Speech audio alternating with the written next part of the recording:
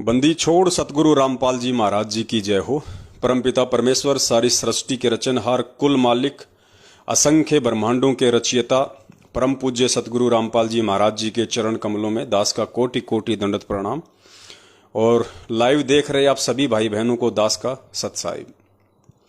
भाई और बहनों, दया परमपिता परमेश्वर जी की, जिनके आशीर्वाद से एक बार पुनः आप और हम सभी भाई बहन लाइव साध संगति के लिए सोशल मीडिया पर फेसबुक रूपी इस प्लेटफॉर्म पर एकत्रित हुए हैं। ये पूज्य गुरुदेव जी की विशेष दया है इस कलयुग की पिछली पीढ़ी में, जिन्होंने इस अध्यात्म को समझने के लिए, आध्यात्मिक ज्ञान को समझने के लिए परमात्मा ने हमें ये टेक्नोलॉजी दी, परमेश्वर ने हमें ये विज्ञान दी, साइंस दी। आप सभी भगत भाई बहन एक बार जुड़ जाइए, और जैसे जैसे आप जी जुड़ते जाएं, वीडियो को एक बार फेसबुक से लेके व्हाट्सएप, जितने भी आप जी ग्रुपों में जुड़े हुए हैं, हर जगह शेयर कर दीजिए। और हमारे अन्य भाई बहन जुड़े, तब तक हम बंदी छोड़ सतगुरु रामपाल जी महाराज जी का मंगलाचरण करते हैं। उसके बाद फिर हम लाइव प्रोग्राम को स्टार्ट करेंगे। और दास की विनती रहेगी सभी भाई बहनों से कि हमें फालतू के कमेंट्स बिल्कुल भी नहीं करने हैं, और हमने ध्यानपूर्वक परमपिता परमेश्वर की महिमा का गुणगान करना है। सत साहिब।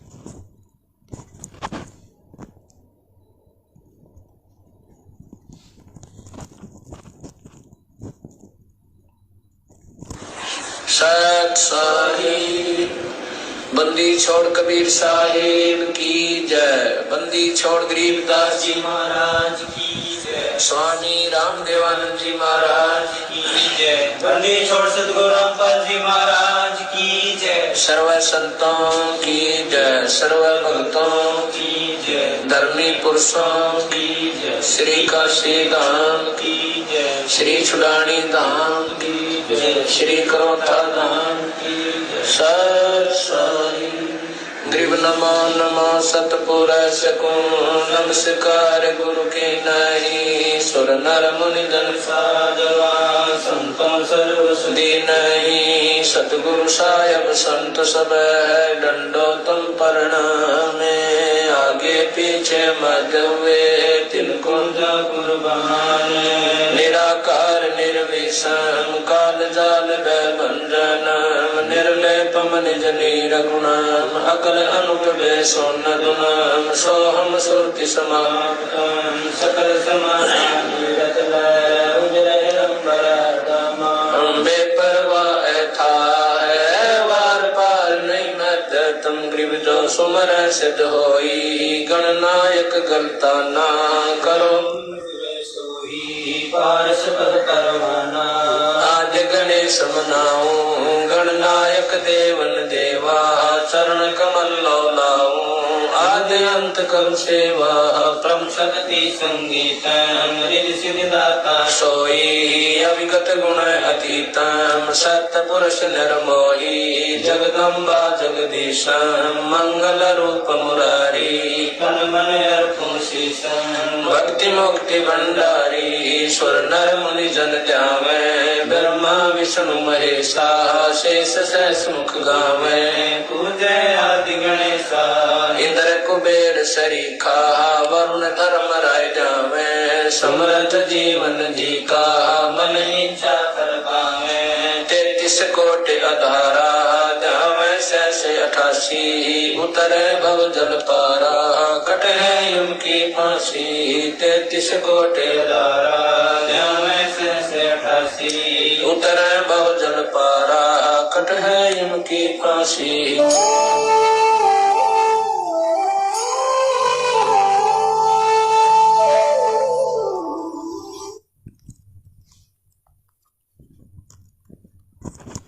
बंदी छोड़ सतगुरु रामपाल जी परमेश्वर जी की जय हो। आप सभी परमेश्वर की प्यारी आत्माओं और मुझदास के भाई बहनों को सत साहिब। आज का हमारा लाइव का जो विषय है वो है चरणा अमृत को लेकर। काफ़ी समय से काफ़ी भगत भाई बहनों की ये शंका थी, जिन्होंने सन 2014 के बाद में सतलोक आश्रम मैनेजमेंट हरियाणा वालों के फर्जी नामदान केंद्र से नाम दीक्षा ली है, या फिर जिन जिन भगत भाई बहनों को कोरोना काल में या उसके बाद में देश विदेश में मोबाइल के माध्यम से ऑनलाइन नाम दीक्षा दिलवाई है। उन सभी की ये शंका है कि भगत जी ये तो बिल्कुल सर्वसिद्ध हो गया है, हर प्रकार से परमेश्वर के आशीर्वाद से हमने सबूत देख लिए हैं कि वर्तमान में हिसार जेल में बैठे हुए परमपिता परमेश्वर सतगुरु रामपाल जी महाराज जी का डीवीडी के माध्यम से नाम दीक्षा देने का और जगह जगह राशन की दुकान की तरह गली गली में जो नाम दीक्षा केंद्र खोले हुए हैं, ये उनकी तरफ से कोई आदेश नहीं है। अगर वो परमपिता परमेश्वर डीवीडी से नाम दीक्षा देने का किसी को आदेश देगा तो परमेश्वर को पता है कि ये कितनी बड़ी सेवा है और आगे चल के इस सेवा पे किसी प्रकार की कोई उंगली ना उठे, इसलिए परमात्मा जिस भी भगत को ये सेवा देंगे या जिस भी माध्यम से परमात्मा किसी को भी निमित्त बनाएंगे तो संगत में सार्वजनिक तौर पे उसका खुलासा जरूर करेंगे, ताकि कोई भी व्यक्ति इसके ऊपर संदेह ना करे और उंगली ना उठाए। तो अब उनकी जो मुख्य शंका है वो यही है कि भगत जी फिर ये जो चरणामृत है, हम लोग तो वैसे भी विदेश में बैठे हुए हैं, हमारे पास तो वैसे भी कोई चरणामृत वगैरह की व्यवस्था नहीं है, और इन नामदान केंद्रों से जो चरणामृत मिला है वो तो बिल्कुल फर्जी है, क्योंकि नामदान केंद्र ही फर्जी हैं और नामदान केंद्र ऐसे व्यक्तियों द्वारा संचालित है जो कि सन 2014 से भगोड़े बन के घूम रहे हैं, जो कि पुलिस के आगे वांटेड बन के घूम रहे हैं, जिनको मुकदमा नंबर 428 देशद्रोह में अर्थात जो मर्डर वाला मुकदमा है उसमें पुलिस को उनकी तलाश है।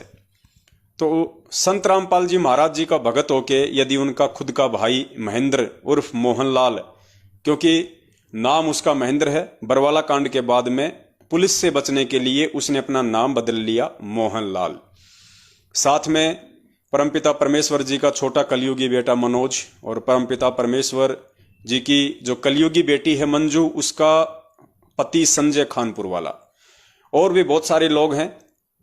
ये सारे के सारे लोग वांटेड हैं, भगोड़े हैं, जो अभी तक पुलिस की गिरफ्त से दूर हैं।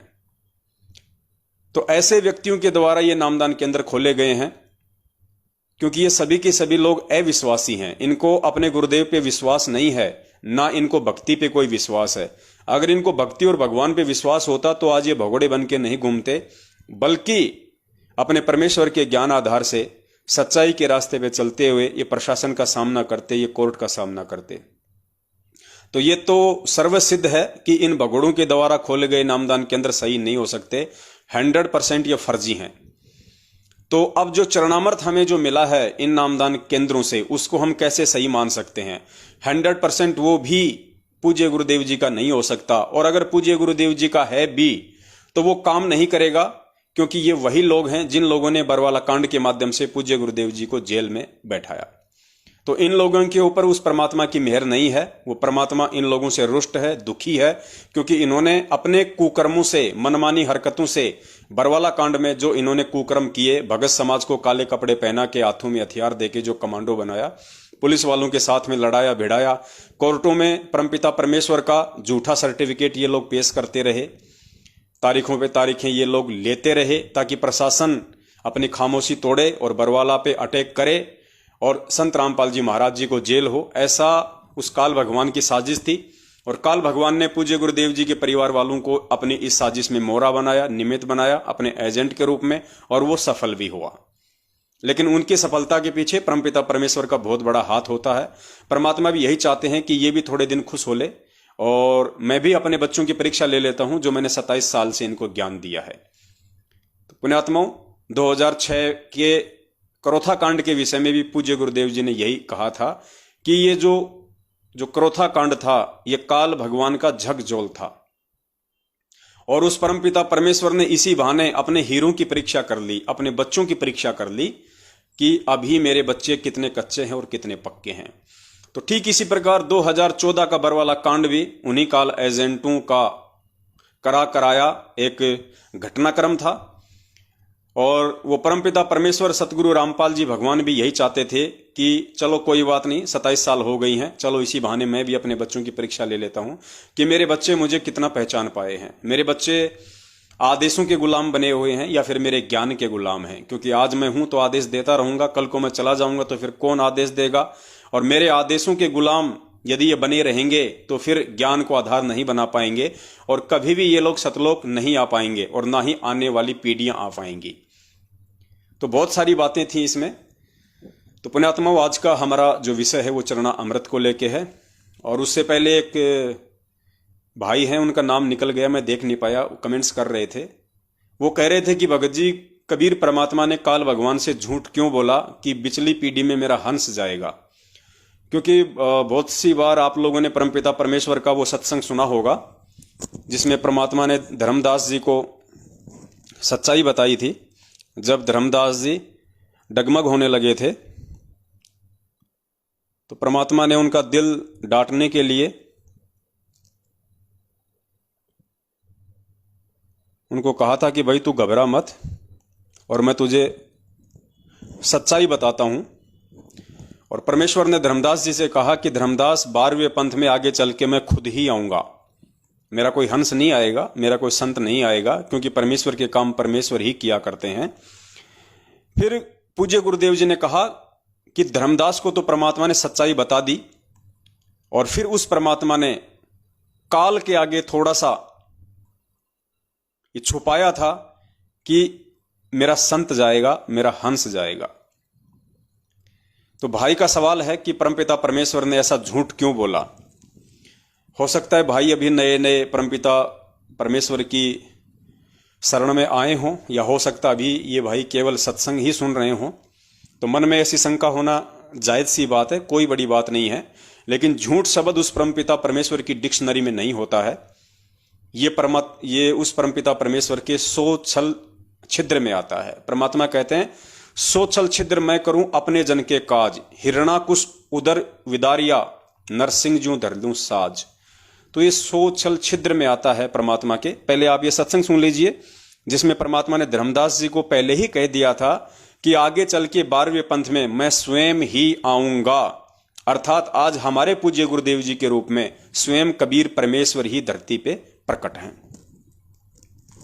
तो परमात्मा ने कहा था कि चौथा युग जब कलयुग आवेगा तब हम अपना एक दास भेजेंगे। अब वहां काल के सामने परमात्मा ने कहा कि हम अपना दास भेजेंगे। और कबीर वाणी चैप्टर में परमात्मा ने धर्मदास जी से, जब धर्मदास जी घने चिंतित हो गए थे कि हे परमात्मा, आपने सतनाम और सारनाम गुप्त रख दिया और इसके बिना मोक्ष नहीं हो सकता। आपने मुझ किंकर के ऊपर दया करी दास पे और 42 वंश भी पीढ़ी बख्श दी, मेरी वंश चलेगा। तो हे परमात्मा, सारनाम और सतनाम बिना पार नहीं हो सकते, तो मेरे बच्चे कैसे पार होंगे। ऐसे कलेजा पकड़ के बैठ गया। परमात्मा ने सोचा भाई ये घना दुखी हो गया।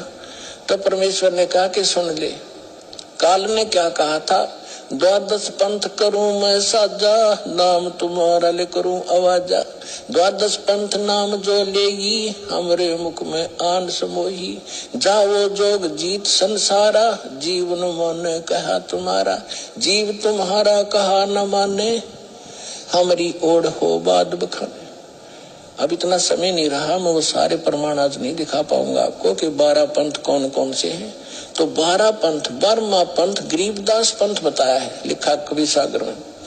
तो परमात्मा ने कहा तू चिंता ना करे धर्मदास, जब 5500 वर्ष कलयुग बीत जाएगा तब या बिचली पीढ़ी आवेगी और बिचली पीढ़ी तक यु ज्ञान और तत्व ज्ञान और सतनाम सारनाम कति गुप्त रखना है, नहीं तो काल के दूतों का हाथ लग जाएगा, मेरा सारा मिशन खराब हो जाएगा। तो परमात्मा ने देखा कि ये बिल्कुल चिंतित हो गया घना। तब परमेश्वर ने कहा धर्मदास, जब साची बताऊं तेरे ते, तब धर्मदास ने कहा कि भगवान आज कितना अच्छा समय है, कलयुग स्टार्ट है सन 1398 में और 1512 तक है।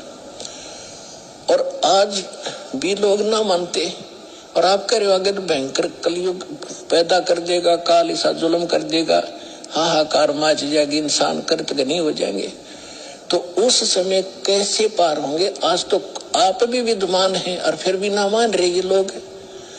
तो परमात्मा ने कहा जब 5500 वर्ष कलयुग बीतेगा और बर्मा वंश चल चुका होगा इस काल का, यानी गरीबदास पंथ तक, तो उस बर्मे पंथ में मैं आऊंगा स्वयं और फिर सभी पंथों को खत्म करके एक पंथ बनाऊंगा और सारी सृष्टि मेरा ही नाम लेगी।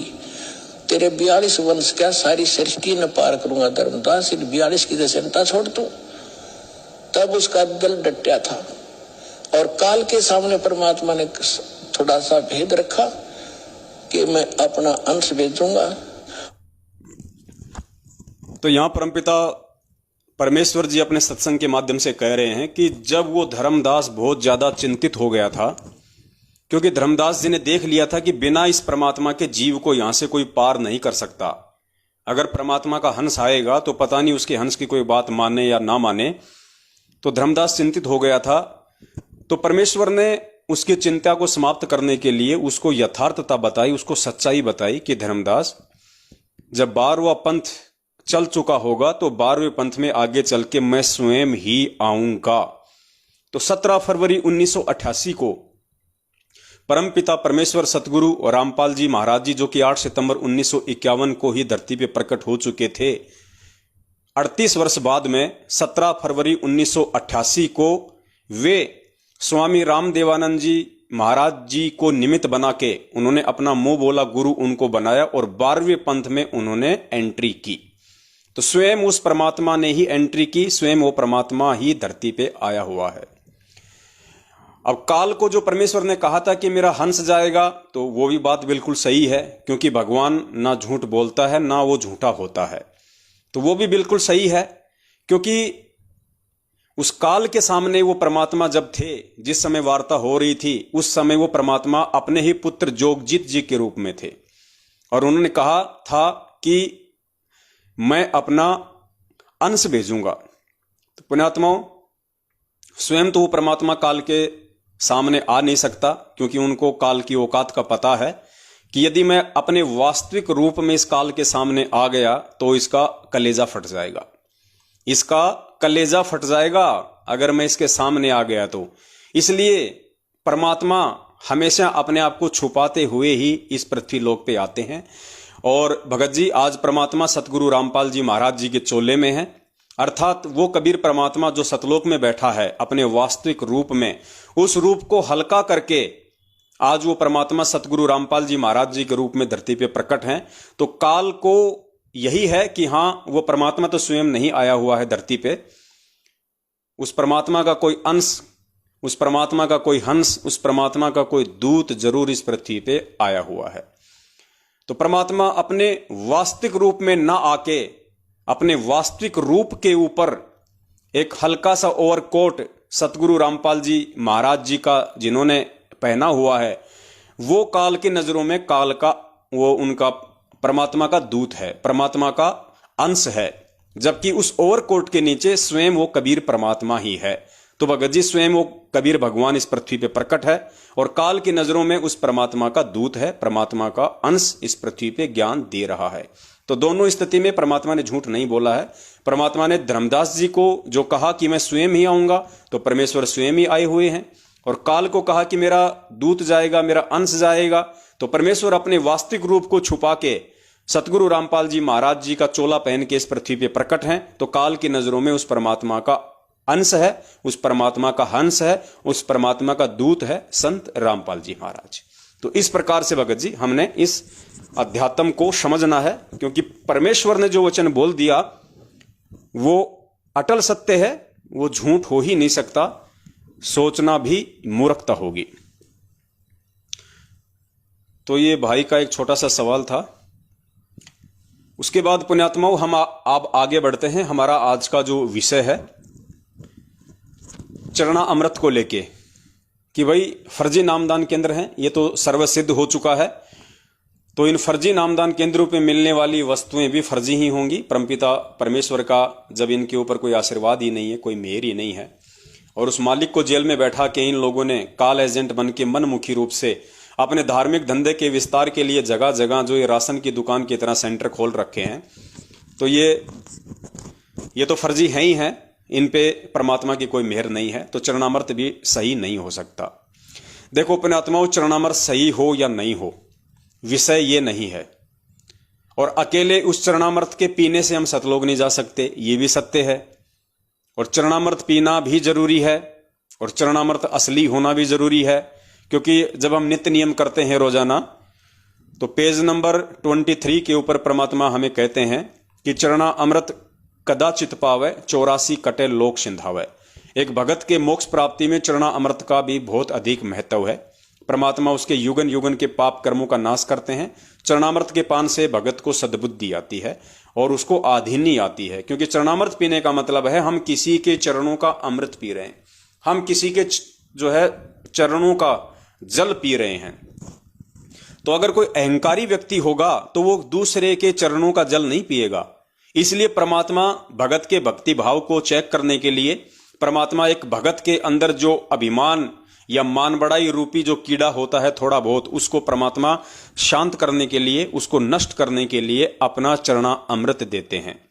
तो अगर किसी ने भक्ति करनी होगी और जिस व्यक्ति ने अपने आप को उस परमपिता परमेश्वर का कुत्ता समझ लिया होगा, अपने आप को 2 कोटि का जीव और अपने पूज्य गुरुदेव जी को परमात्मा मान लिया होगा, तो उसको अपने पूज्य गुरुदेव जी का चरणामृत पीने में कहीं कोई संकोच नहीं होगा। इसलिए परमात्मा उस भगत के अभिमान को चेक करने के लिए, उसकी मान बढ़ाई को चेक करने के लिए, उसकी आधीनी को चेक करने के लिए चरणा अमृत देते हैं भगत जी। अब चरणामृत के विषय में आपने काफी बार परमपिता परमेश्वर जी के मुख कमल से एक वीडियो सुना होगा, जिसमें परमात्मा कहते हैं कि एक तरफ तो आप अपने गुरु को मानुष मान रहे हो और दूसरी तरफ आप उनके चरणों का अमृत पी रहे हो, चरणा अमृत भी पी रहे हो। तो परमात्मा कहते हैं वो भगत भी पार नहीं हो पाएगा। गुरु को अपने जैसा व्यक्ति मानने वाला, जन साधारण मानने वाला, मानुष मानने वाला, मां के गर्भ से आया हुआ मानने वाला व्यक्ति कभी भी सतलोक नहीं जा सकता, चाहे वो ओरिजिनल चरणामृत दिन में 4 बार ही क्यों ना पिए। तो एक बार आप पूज्य गुरुदेव जी के मुख कमल से सुन लीजिए कि परमेश्वर ने इस विषय में हमें क्या निर्देशित किया है।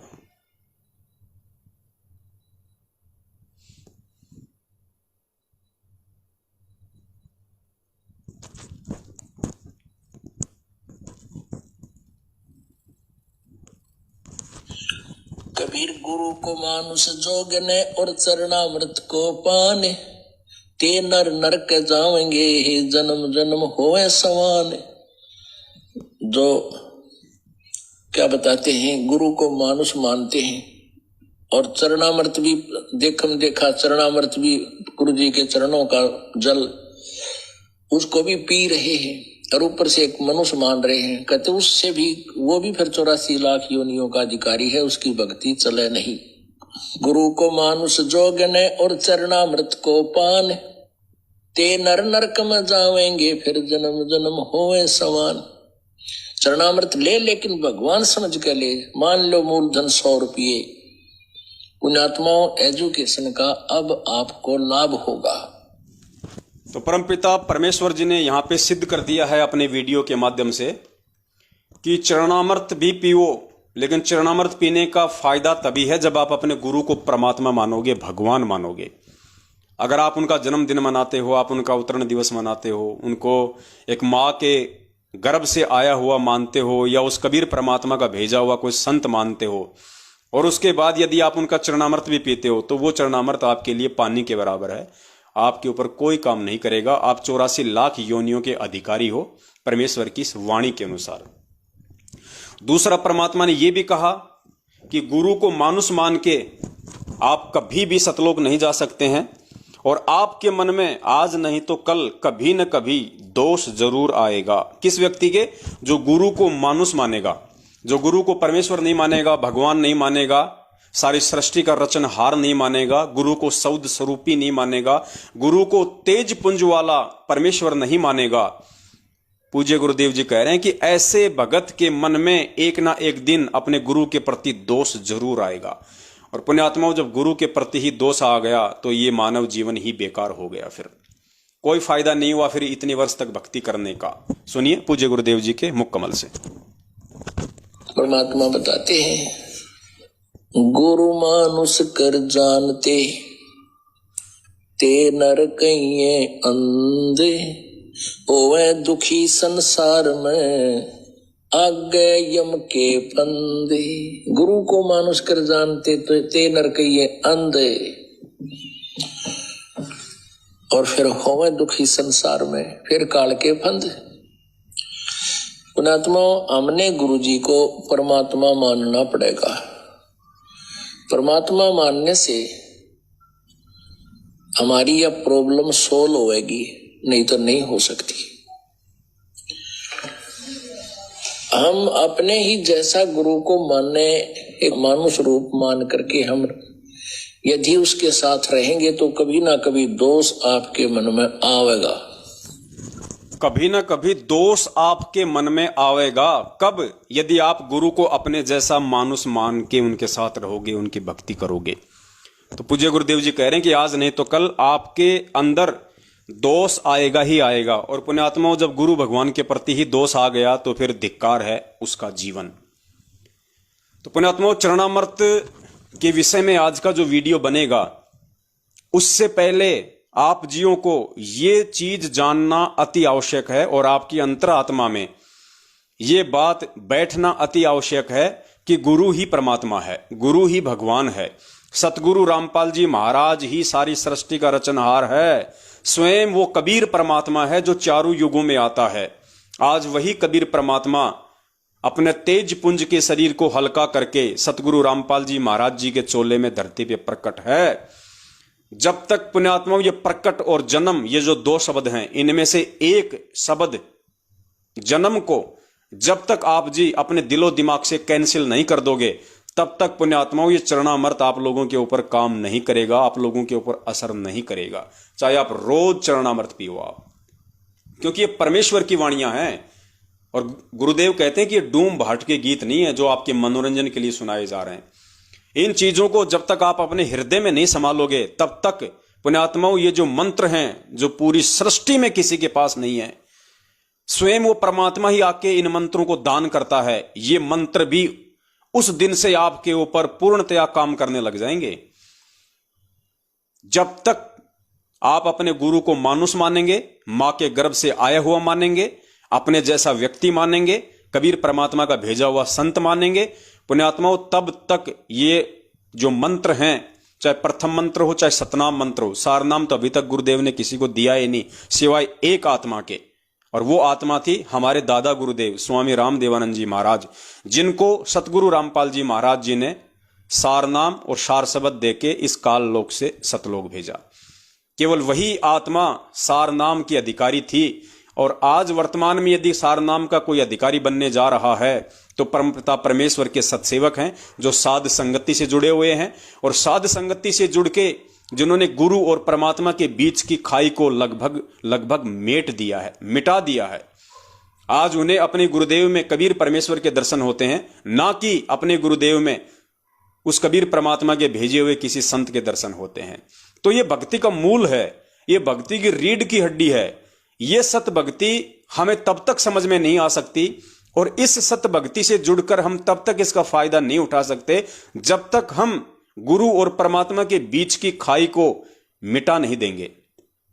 और पुण्यात्मा, आज का जो चरणामृत का वीडियो है ये आपको तभी समझ में आ पाएगा, और ये जो चरणामृत है ये आपको तभी समझ में आएगा जब आप आज के उस चरणामृत वाले मैटर से पहले अपने पूज्य गुरुदेव जी के विषय में कुछ और जो सबूत हैं, जो प्रमाण हैं, जो आप जी अपने हृदय में संभालोगे कि हां, धरती पे यदि कोई प्रकट है तो पूज्य गुरुदेव संत रामपाल जी महाराज जी के रूप में स्वयं कबीर परमात्मा ही प्रकट है।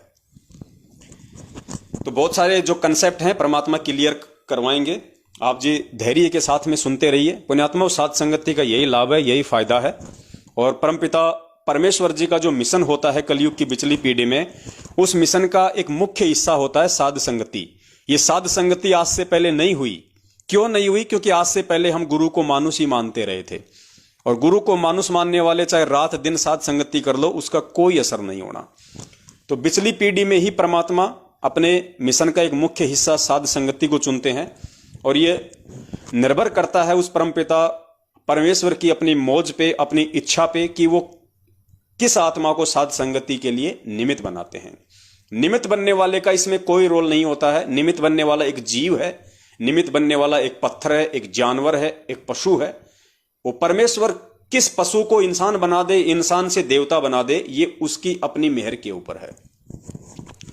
तो जो सारा का सारा जो श्रेय है वो केवल पूज्य गुरुदेव जी को ही जाना चाहिए। वे ही इस साध संगति के श्रेय के पूर्णतया अधिकारी हैं और कोई नहीं है। तो पुण्यात्माओं, अब कुछ कंसेप्ट हैं जो परमात्मा बिल्कुल क्लियर करवा देंगे और आप लोग भी सोचने पे मजबूर हो जाओगे कि भाई बात तो बिल्कुल सही है। हम तो रात दिन ये वाणियां पढ़ा करते हैं, लेकिन हमें तो समझ में नहीं थी ये सारी बातें। हमने कभी विचार ही नहीं किया इन बातों पे, क्योंकि बहुत सारे भगत भाई बहन इसी शंका में डूबे हुए हैं। उनकी मुख्य शंका सिर्फ यही है कि संत रामपाल जी महाराज जी का 8 सितंबर 1951 के दिन तो जन्म हुआ है और 1997 में जब उनको मार्च के महीने में सतलोक से कबीर परमात्मा आके मिले, उस समय संत रामपाल जी महाराज की आत्मा को सतलोक भेज दिया गया और 1997 से संत रामपाल जी महाराज जी के रूप में, उनके चोले में, उनके शरीर में या उनका रूप बना के खुद वो कबीर परमात्मा धरती पे प्रकट है। ये उनकी मुख्य शंका है। जबकि आज से पहले परमात्मा ने बहुत सारे वीडियो इस पे बनवा दिए हैं कि भाई परमेश्वर ने केवल उस वाणी को चरितार्थ करना था कि जब आवे 5505 तब ये वचन मेरा होगा साचा, और 5000 और 500 जब कलयुग बीत जाए, महापुरुष फरमान तब जग तारन को आए। 650 साल पहले परमेश्वर ने जो वाणी कही थी, उस वाणी को परमात्मा ने आज सही साबित करना था।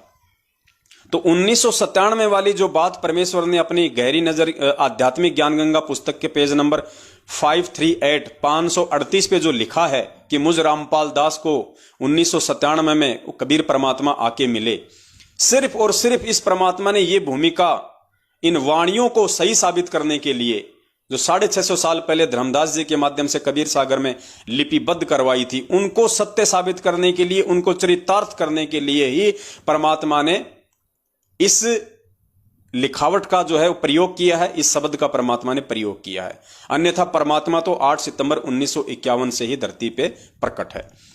तो सबसे पहले हम वहीं से शुरुआत करते हैं जो भगत भाई बहनों की मुख्य शंका है।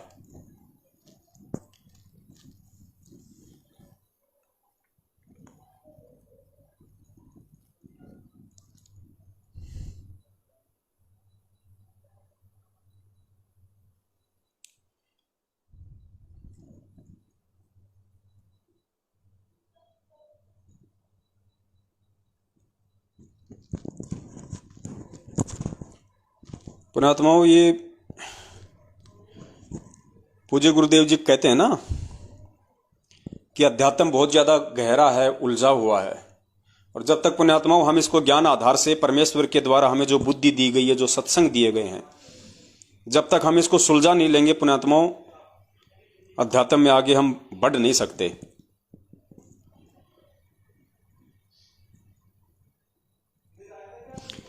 तो सुनिए सबसे पहले वो वाणी जो हम रोज संध्या आरती के एंड में गाते हैं। श्री स्वामी राम देवानंद दाता, आपकी गणी सतावे वो बाता। स्वामी राम देवानंद दाता, आपकी गणी सतावे वो बाता।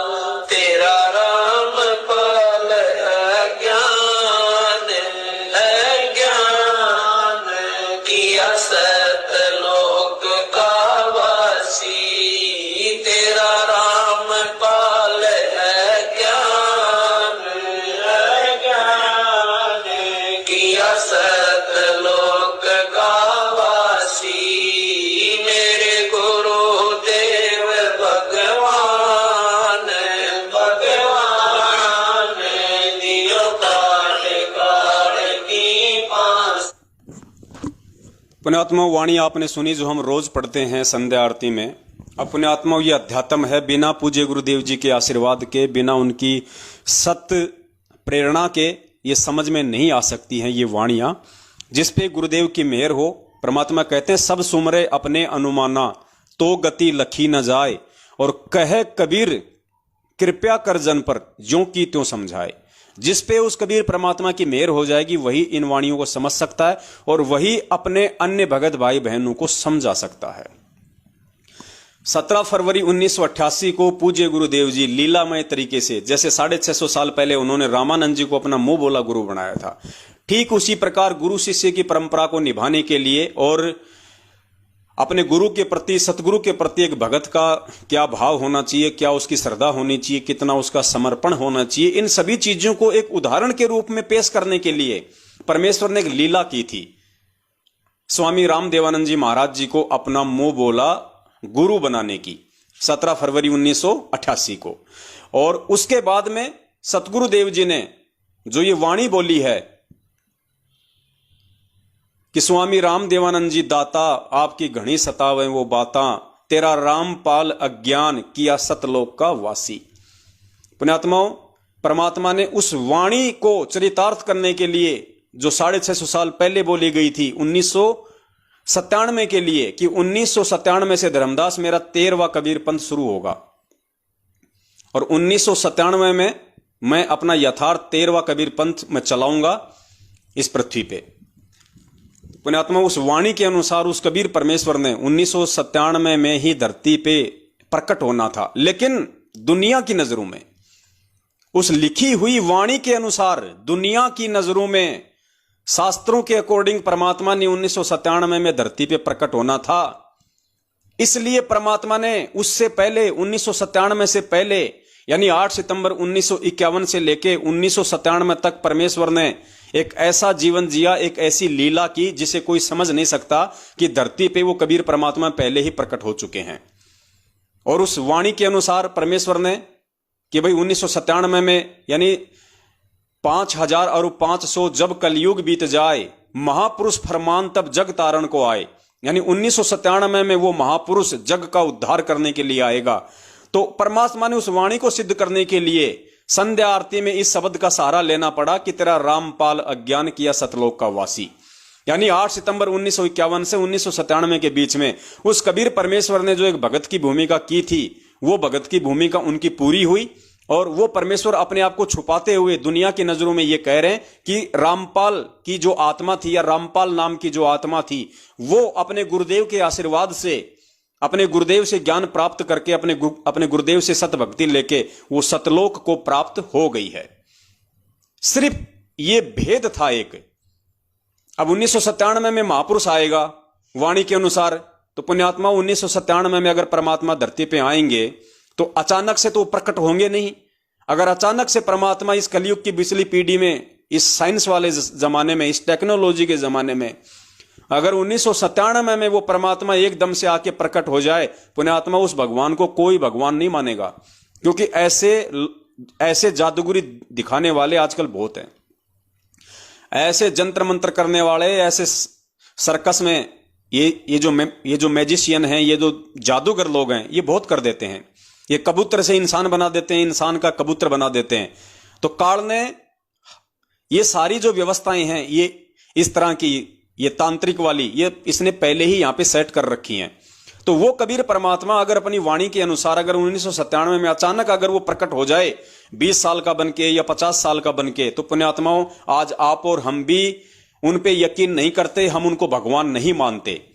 तो परमेश्वर ने 8 सितंबर को ही धरती पे आना पड़ा। एक आम व्यक्ति की परमेश्वर ने लीला की और उस वाणी को सही साबित करने के लिए परमेश्वर ने संध्या आरती के एंड में ये बोलना पड़ा और गुरु जी के प्रति, गुरु की महिमा को बनाए रखने के लिए कि बिना गुरु के कोई आत्मा पार नहीं हो सकती, इसलिए अपने गुरु की महिमा करते हुए, अपने गुरु को श्रेय देते हुए उन्होंने कहा कि तेरा रामपाल अज्ञान किया सतलोक का वासी। सिर्फ ये एक भेद है, जबकि परमात्मा तो शुरू से ही धरती पे प्रकट हैं। फिर भी पुण्यात्माओं बहुत सारे जो कंसेप्ट हैं वो आज आपके और होंगे क्लियर, परमपिता परमेश्वर जी के आशीर्वाद से, जो आज से पहले हमने नहीं सुने थे, आज से पहले हमने नहीं देखे थे। अब पूज्य गुरुदेव जी का यह सत्संग सुनिए आप जी।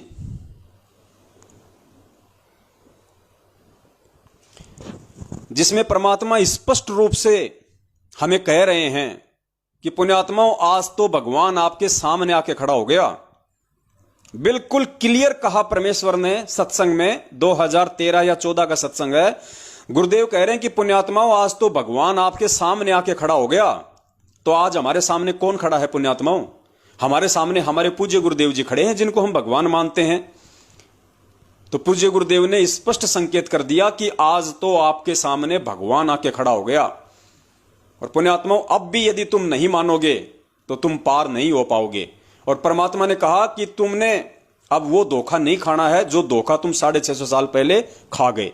तो सुनो, पूज्य गुरुदेव जी के मुख कमल से स्पष्ट कह रहे हैं परमात्मा कि पुण्यात्माओं, आज तो तुम्हारे सामने भगवान आके खड़ा हो गया। भगवान आके खड़ा हो गया। अब पुण्यात्माओं, परमात्मा ने 600 वर्ष पहले बताया था, धर्मदास ये जग बोरा ना, कोई न जाने पद निर्वाणा। यही कारण मैं कथा पसारा, सबसे कहिए एक राम नियारा। अब अपनी महिमा आप ही बता रहे हैं। अब मैं तुमसे कहूं चिताई, तेरे देव की उत्पत्ति भाई। कुछ संक्षेप कहूं गहुराई, सब सन से तुमरे मिट जाई। कहते हैं माँ अष्टंगी पिता निरंजन, ये जमदारुण वंशन अंजन। पहले कीन निरंजन राई, पीछे से माया उपजाई। अब ध्यान से सुनना पुण्यात्मा। रूप देख अति शोभा, देव निरंजन तन मन लोभा। निरंजन कीने भोग विलासा, माया को रही तब आशा। 3 पुत्र अष्टंगी जाए, ब्रह्मा विष्णु शिव नाम धराए। अब आत्माओं, एक तो परमात्मा सामने आके खड़ा हो गया कि आई एम गॉड। कबीर साहब कहते हैं आई एम गॉड। देखो पुण्यात्माओं, ये होते हैं भेद। ऐसे परमात्मा अपने आप को छुपाते हैं। अब गुरु जी क्या कह रहे हैं ये वाणी सुनाने के बाद में कि पुण्यात्माओं, अब तो परमात्मा कति आपके सामने आके खड़ा हो गया। तो हमारे सामने कौन खड़ा है पुण्यात्माओं आज? और फिर पूज्य गुरुदेव जी ने अपने आप को छुपा दिया तुरंत। कबीर जी का नाम लेके अपने आप को तुरंत परमेश्वर ने छुपा दिया। पुण्यात्माओं, यही संकेत होते हैं जो हमें कैच करने हैं, जो हमारे को पकड़ने हैं। क्योंकि परमेश्वर वचनबद्ध हैं। परमात्मा स्पष्ट रूप से अपने आप को परमेश्वर नहीं कहेंगे, वरना पुण्यात्मा बिजली पीढ़ी में आके और ये विशेष ज्ञान देने का, ये टेक्नोलॉजी और शिक्षा देने का कोई औचित्य नहीं रह जाएगा। अगर इसी प्रकार से हाथ पकड़ के ही सतलोक लेके जाना है तो पुण्यात्माओं फिर शिक्षा का कोई महत्व नहीं है। तो परमेश्वर ने अपने आप को भगवान साबित करने में भी कोई कमी नहीं छोड़ी, और अपने आप को काल भगवान के सामने जो परमात्मा ने जो उनको वचन दिया था, उस आधार से परमात्मा अपने आप को छुपाते भी हैं। तो क्या कह रहे हैं यहां पूज्य गुरुदेव कि पुण्यात्माओं, अब तो भगवान कति आपके सामने आके खड़ा हो गया। और फिर कहते हैं कि वो कबीर भगवान खड़ा हो गया। ध्यान से सुनना। पुण्यात्माओं, एक तो परमात्मा सामने आके खड़ा हो गया कि आई एम गॉड। कबीर साहब कहते हैं आई एम गॉड। और बालक तो बालक अंधे से अंधा इन वचनों को सुनकर समझ सकता है कि हु इज गॉड। सबसे पहले हमने ये निर्णय करना है हु इज गॉड। अब ये क्लियर हो गया गॉड।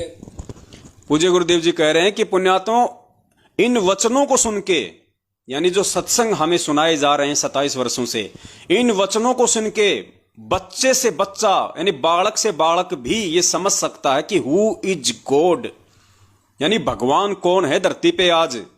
परमात्मा कहते हैं बालक से बालक भी समझ सकता है। बालक से बालक मतलब जिसको बुद्धि नहीं है, 27 साल से किए गए इतने सत्संग सुन के बालक से बालक व्यक्ति भी समझ सकता है कि हु इज गॉड, कि परमात्मा कौन है। अब गुरुदेव थोड़ी कहेंगे कि वो परमात्मा मैं हूं। फिर सत्संग किस लिए सुनाए जा रहे हैं? तत्व ज्ञान किस लिए दिया गया? ये तत्व ज्ञान रूपी टॉर्च किस लिए दी गई? 27 साल से सत्संग किस लिए सुनाए गए? तो परमात्मा कहते हैं कि इन सत्संगों को सुन के, इन वचनों को सुन के तो बालक से बालक भी समझ सकता है कि हु इज गॉड। एक बार फिर से सुन लीजिए पुण्यात्माओं, और दिल में बैठ जाना चाहिए कि भगवान धरती पे प्रकट है।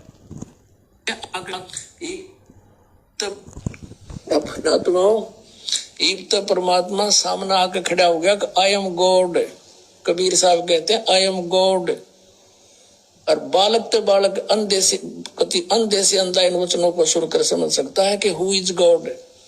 सबसे पहले हमने ये निर्णय करना है हु इज गॉड। अब ये क्लियर हो गया तो सबसे पहले हमने यही निर्णय करना है कि हु इज गॉड। और पुण्यात्माओं, जब हम ये निर्णय कर लेंगे ज्ञान आधार से, साध संगति से, कि संत रामपाल जी महाराज जी इज कंप्लीट गॉड, उसके बाद पुण्यात्माओं आप अपने घर से मटके से अगर एक बोतल में पानी भर के परमात्मा के दरबार में रख देंगे और बंदी छोड़ से अरदास कर लेंगे कि हे परमपिता परमेश्वर, आप धरती पे प्रकट हैं परमात्मा, अब आप अपने आप को छुपा नहीं सकते परमेश्वर। इस ज्ञान आधार से आपने संपूर्ण खुलासा कर दिया है और परमेश्वर दास आपकी शरण में है तन मन धन से। आप मेरे इष्ट हैं, आप मेरे गुरु भगवान है। आपके अलावा सौपन में भी मैं किसी अन्य देवी देवता ब्रह्मा विष्णु महेश दुर्गा और काल का चिंतन नहीं करूंगा।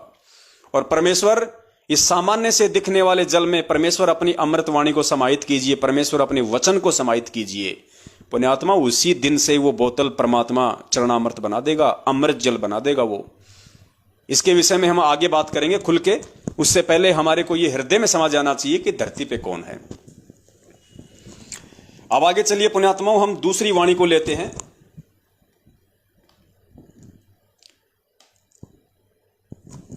जिसमें परमेश्वर ने सत्संग में कहा है कि 1997 में मुझे वो कबीर परमात्मा सतलोक से आके मिले।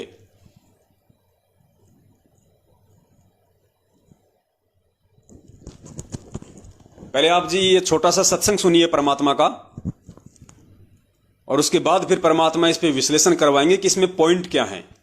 पुण्यात्मा, फिर हमें समझ में आएगा कि सुनते तो हम सत्संग बहुत थे गुरु जी के, इस सत्संगों भी हमने बहुत बार सुना, लेकिन इन बातों पे कभी गौर नहीं किया, हमारा कभी दिमाग नहीं गया कि कितना बड़ा रहस्य इस छोटे से सत्संग में दिया परमात्मा ने।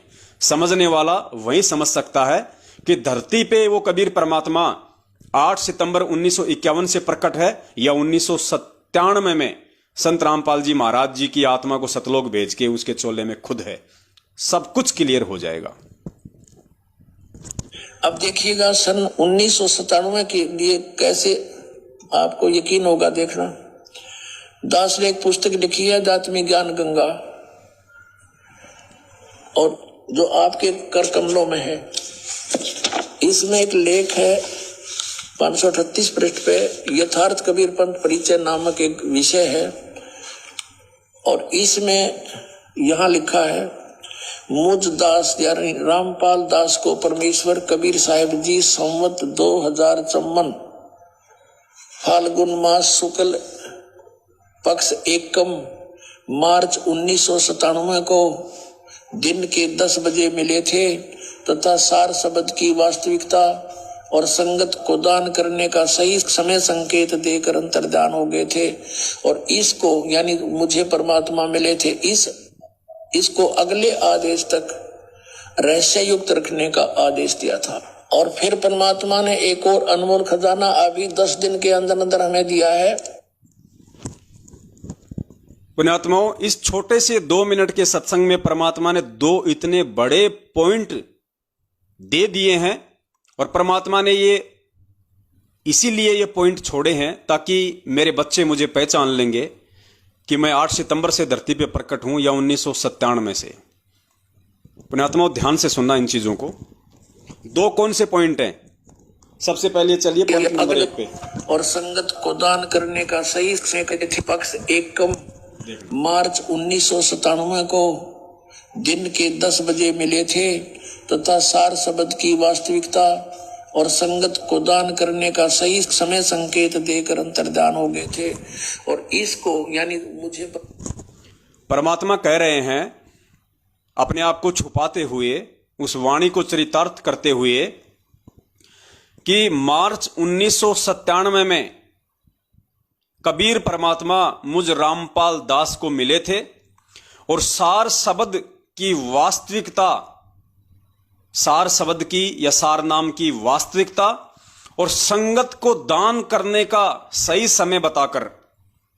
एक पॉइंट क्या है पुण्यात्माओं कि गुरुजी को लोगों के अनुसार जो भगत भाई बहन उन्हें 1997 से भगवान मानते हैं और संत रामपाल जी महाराज जी को केवल एक आत्मा मानते हैं, उन लोगों के अनुसार इस वीडियो में पूज्य गुरुदेव जी कह रहे हैं कि कबीर परमात्मा मार्च 1997 में मुझे मिले और मिलके परमेश्वर ने क्या कहा, यानी सार शब्द की वास्तविकता और उसको दान करने का सही समय बताया। यानी कबीर परमात्मा 1997 में संत रामपाल जी महाराज जी को मिले, मिलके वो वापस चले गए, कुछ समय के लिए मिले और क्या दिशा निर्देश देके चले गए।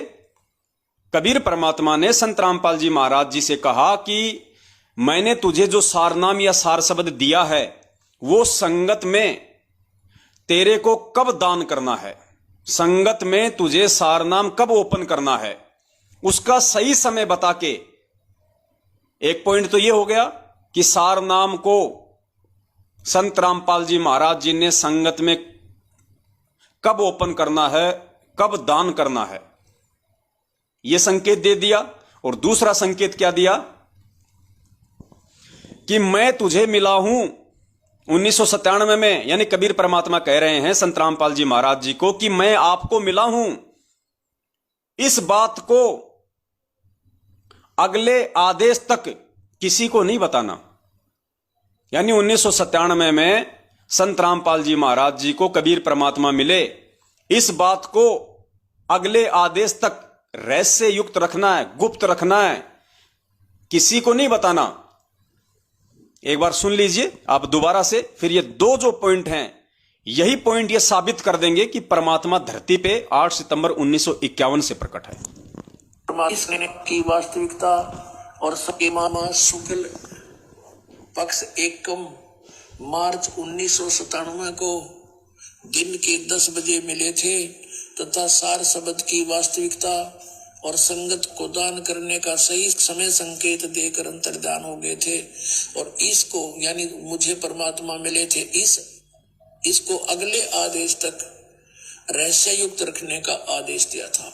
और फिर परमात्मा ने एक और अनमोल खजाना अभी 10 दिन के अंदर अंदर हमें दिया है।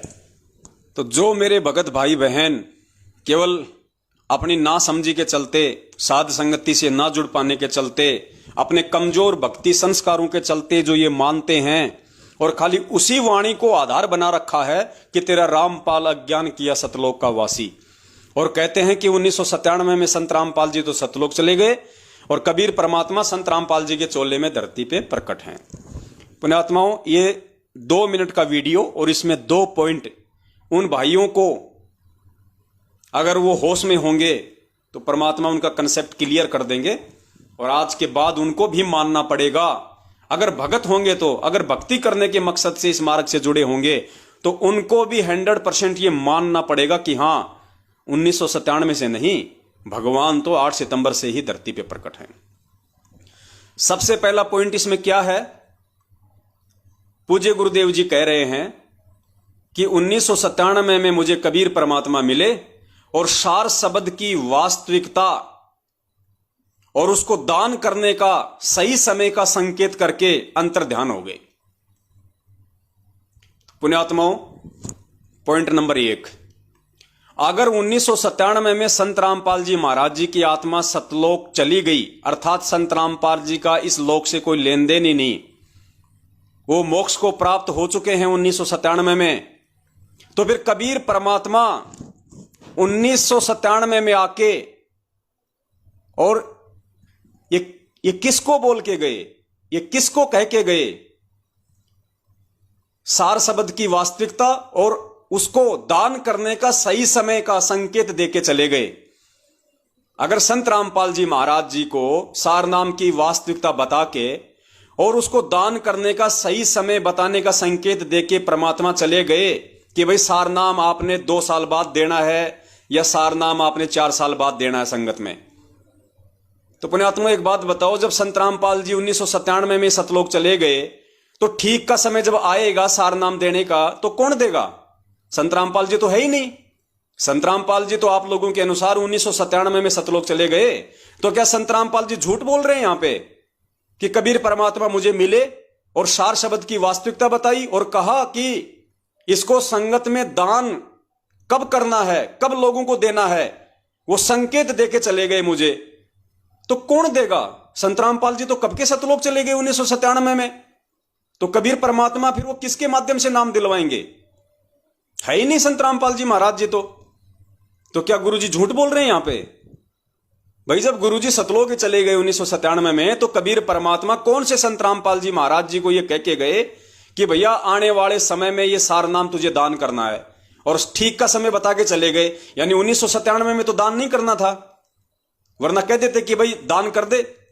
परमेश्वर ने क्या कहा कि ठीक का समय बता के चले गए कि भाई तुझे 2 साल बाद सार नाम देना है संगत में, या 4 साल बाद देना है। तो देगा कौन? समझ की बात यह है कि देगा कौन? क्योंकि कबीर परमात्मा मिले और संत रामपाल जी को बोल के गए और ये कह के गए कि तुझे सार नाम कब देना है संगत वालों को। तो संत रामपाल जी तो दे ही नहीं सकते सार नाम। संत रामपाल जी तो आप लोगों के अनुसार 1997 में सतलोक चली गई उनकी आत्मा। तो फिर कौन सा संत रामपाल जी महाराज संगत को दान करेगा? क्या परमात्मा झूठ बोल रहे हैं?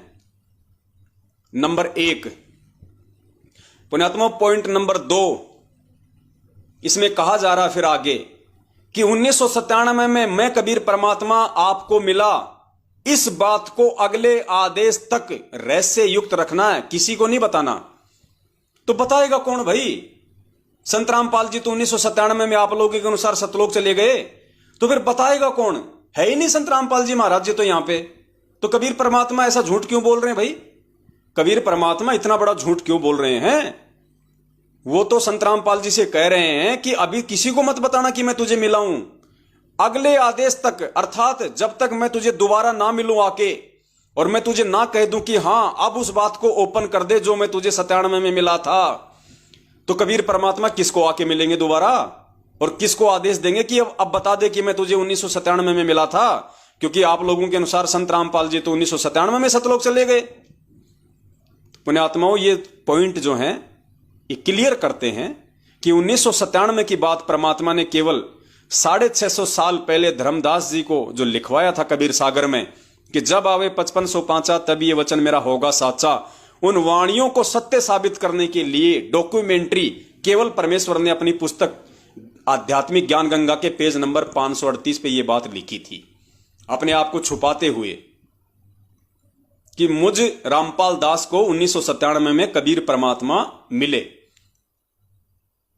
पुण्यात्मा, समझदार को संकेत काफी होता है। दूसरा, अभी भी अगर आप लोगों के समझ में नहीं आई है ये बात, तो परमात्मा ने कोई कमी नहीं छोड़ रखी है, इतने भेद दे रखे हैं परमेश्वर ने।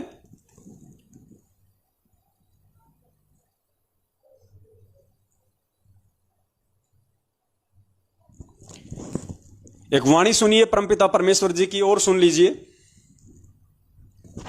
लोक अनामी जावेगी वहाँ, को ना मिले चौबारे, आत्मा और परमात्मा वहाँ को ना रहते न्यारे। लोक अनामी जावेगी वहाँ, को ना मिले चौबारे, आत्मा और परमात्मा वहाँ नहीं रहते न्यारे।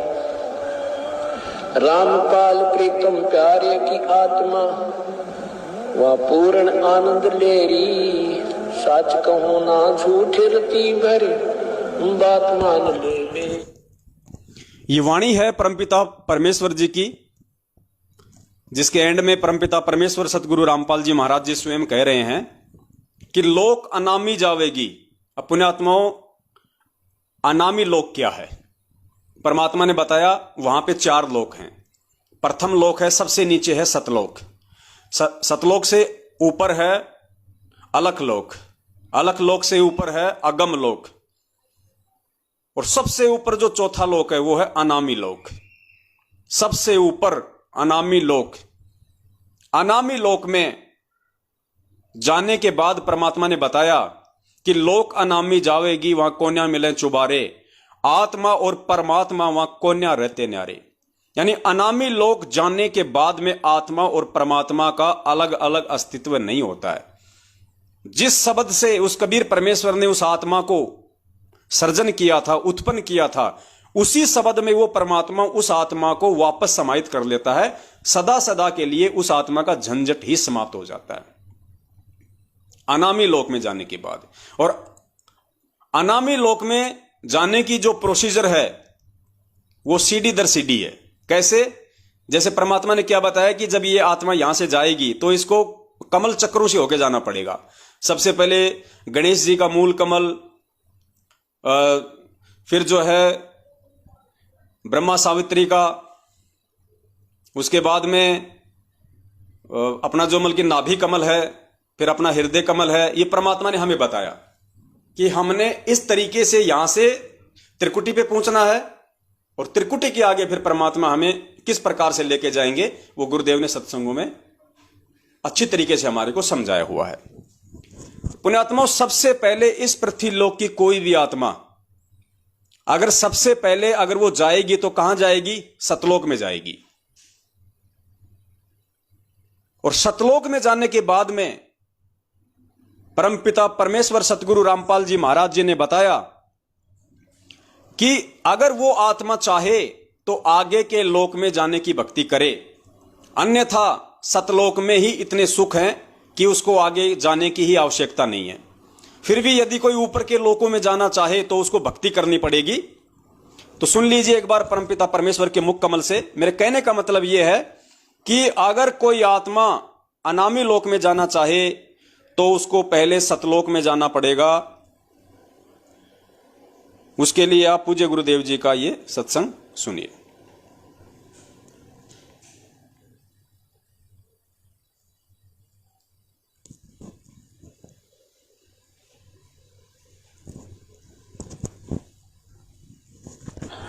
सतलोक में जाके सुरता संकट कट जा सारे, अलख लोक और अगम लोक के, यानी सतलोक में जाकर के फिर अलख अगम लोक को और सतनामी को हम वहां जाकर के प्राप्त करेंगे। वहां अलग से वहां भक्ति, हम चाहेंगे ऊपर जाना तो वहां भक्ति करेंगे, नहीं तो सतलोक में। जैसे हम इस लोक ने छोड़कर जी को ना, और ये तो छूटे भी गा, तो वहां तो इतना आनंद हो जाएगा। वो आपकी इच्छा आगे ऊपर चलना या ना चलना, सतलोक तक जाने के बाद कोई कष्ट नहीं है, फिर पुनर्जन्म नहीं है।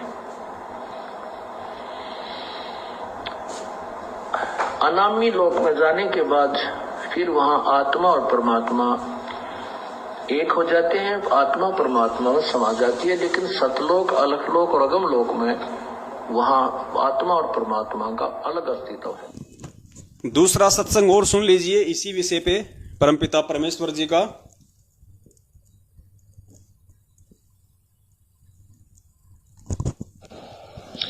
जन्म मरण मिट जावे है सुरता, वो आनंद काया तेरी। सच कहूं ना झूठ रती बुरी, बात मान ले मेरी।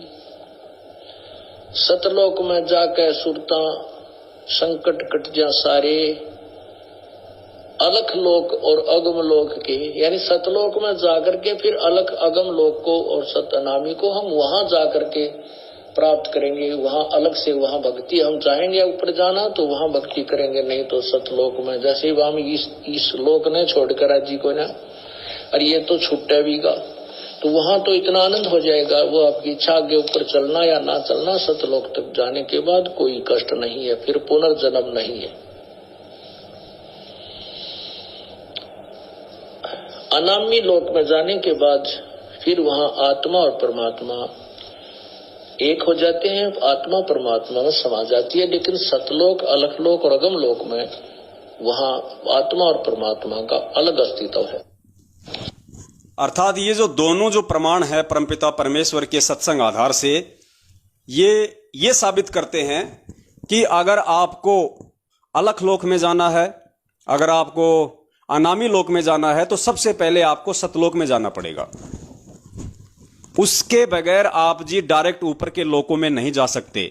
यानी कोई भी आत्मा, कोई भी जीव, 21 ब्रह्मांड का प्राणी, सबसे पहले उसको सतलोक में जाना पड़ेगा। सतलोक के बाद ही वो ऊपर के लोकों में जा सकता है।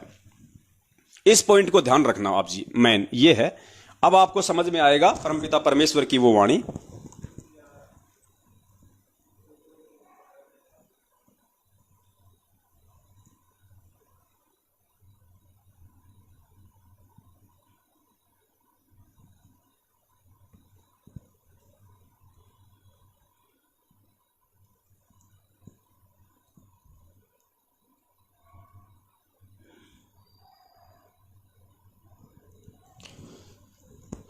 सुरतो। अब सुनिए, आप ये वाणी दोबारा से ध्यान से सुनिए परमपिता परमेश्वर की, जिसमें परमात्मा कह रहे हैं कि लोक अनामी जावेगी वहां को न्या मिले चौबारे। यानी यहां पे संत रामपाल जी महाराज जी का जो जिक्र आ रहा है वो है अनामी लोक में जाने का। लोक अनामी जावेगी वहां कोन्या मिले चौबारे, आत्मा और परमात्मा वहां कोन्या रहते न्यारे। कहां की बात हो रही है? अनामी लोक की, जो सबसे ऊपर है।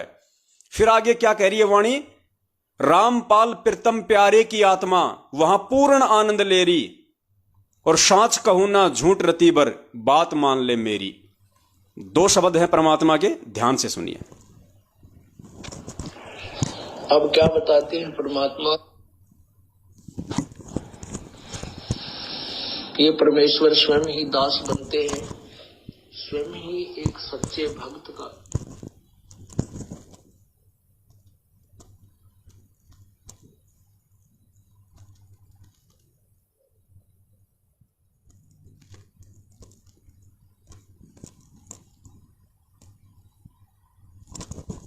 लोक अनामी जावेगी को ना मिले चौबारे, आत्मा और परमात्मा को न रते न्यारे। लोक अनामी जावेगी को न मिले चौबारे, आत्मा और परमात्मा नहीं रहते न्यारे। रामपाल प्रीतम प्यारे की आत्मा वह पूर्ण आनंद लेरी, सच कहूं ना झूठ रती भरी बात मान ले में। दूसरा और सुन लीजिए। लोक अनामी जावेगी वहां को ना मिले चौबारे, आत्मा और परमात्मा वहां को न रहते न्यारे। रामपाल प्रीतम प्यारे की दुल्हन अब पूर्ण आनंद ले रही, सच कहूं ना झूठ रती भर बात मान ले मेरी। दोनों वाणियां क्या स्पष्ट कर रही हैं कि लोक अनामी जावेगी वहां कोन्या मिले चौबारे, आत्मा और परमात्मा वहां कोन्या रहते न्यारे। और रामपाल प्रीतम प्यारे की आत्मा वहां पूर्ण आनंद ले रही। कहां पे? अनामी लोक में। और साच कहूं ना झूठ रति भर, परमात्मा कह रहे हैं इसमें रति भर भी झूठ मत मान लेना, बिल्कुल सच कह रहा हूं। साच कहूं ना झूठ रति भर बात मान ले मेरी। परमात्मा कह रहे नालायको मेरी बात को मान लो, समझ जाओ संकेत को। तो पुण्यात्माओं, यदि संत रामपाल जी महाराज जी कोई आत्मा थी, और यदि 8 सितंबर 1951 को गांव धनाना जिला सोनीपत हरियाणा में भगत नंदराम जाट और माता इंद्रो देवी के गर्भ से आई थी,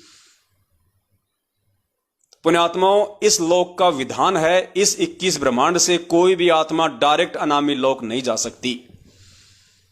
उस आत्मा को पहले सतलोक जाना पड़ेगा। सतलोक से फिर परमात्मा ने अपना विधान बता दिया कि अगर आगे की भक्ति करना चाहो तो आगे के लोकों में जाओगे। यानी सतलोक जाके ही आप अनामी लोक में जा सकते हो। इस 21 ब्रह्मांड से, इस मृत लोक से डायरेक्ट अनामी लोक में किसी भी आत्मा को भेजने का कोई प्रावधान नहीं है। पुण्यात्माओं, संत रामपाल जी महाराज जी फिर इस शब्द में क्यों कह रहे हैं कि लोक अनामी जावेगी वहां को न मिले चौबारे, आत्मा और परमात्मा वहां ना ही रहते न्यारे। और रामपाल प्रीतम प्यारे की आत्मा वहां अनामी लोक में पूर्ण आनंद ले रही, साच कहूं ना झूठ रती बर बात मान ले मेरी। पुण्यात्माओं, इससे क्या साबित होता है कि संत रामपाल जी महाराज कोई आत्मा नहीं है, कोई जीव नहीं है, वो स्वयं पूर्ण ब्रह्म परमेश्वर हैं, जो 8 सितंबर को धरती पे प्रकट हुए थे। और वो परमात्मा जब चाहे सतलोक चला जाए, जब चाहे वो डायरेक्ट अनामी लोक में चला जाए, जब चाहे वो किसी भी ब्रह्मांड में चला जाए, ये उसका अपना अधिकार है। क्योंकि परमेश्वर ने एक सत्संग में बताया कि जैसे हमारा हाथ है, हमारा हाथ हमारी बॉडी की रेंज में होता है, और हमारे शरीर में जहां कहीं भी कोई खुजली चलेगी तो हमारा हाथ तुरंत वहां पे पहुंच जाता है, क्योंकि हमारा शरीर इस हाथ की रेंज में है। तो ये हाथ समझ लो वो कबीर परमात्मा संत रामपाल जी महाराज, और ये शरीर समझ लो पूरी सृष्टि इस कबीर परमेश्वर संत रामपाल जी महाराज जी के क्षेत्र में आता है। पूरी सृष्टि जब चाहे जहां वो पहुंच सकता है, सेकंडों में। इसलिए इस वाणी के अनुसार धरती पे 8 सितंबर से कबीर परमात्मा ही प्रकट थे, और वो कबीर परमात्मा चाहे तो डायरेक्ट अनामी लोक में चला जाए, वो चाहे तो डायरेक्ट अलख लोक में चला जाए, वो चाहे तो डायरेक्ट सात संग ब्रह्मांडों में चला जाए, वो कहीं भी जा सकता है, उसका हाथ पकड़ने वाला कोई नहीं है। उसके लिए परमात्मा ने ये सत्संग में बताया, हाथ का परमात्मा ने एग्जाम्पल दिया, खुजली का और हाथ का।